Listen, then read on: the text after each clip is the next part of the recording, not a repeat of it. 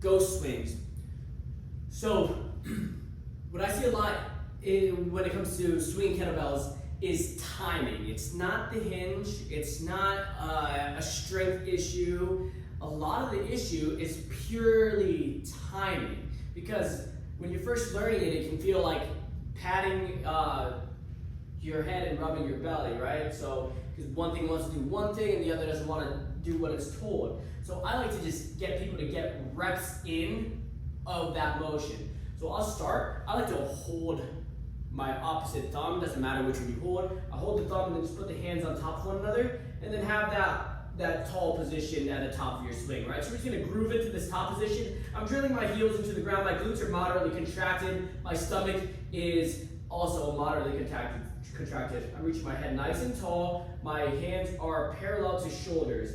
I'll allow my hands to fall without breaking my hips.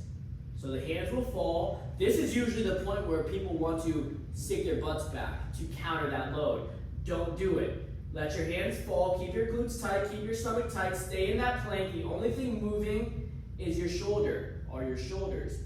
Once my elbows get to rib cage or my hips get to, or my wrists get to about my belt buckle, I'll allow that to break my hips apart, reach back through, and then I'll leave my hands right here. I'll push through the ground to stand tall.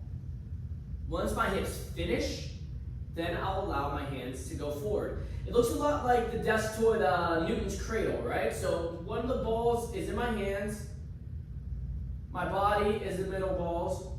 The first one hits, then it allows me to break apart, and then my hands the reverse ball, right? Bounce back out.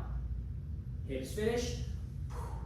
And as you get this down, you can start to slowly speed it up.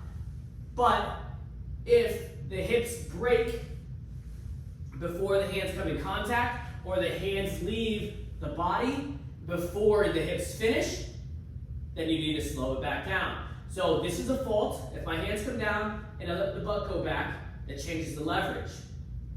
Wait on it. Reach back. If you start to remove the hands before the hips finish, that's a fault. Go back. Finish the hips, remove the hands. Ghost swings.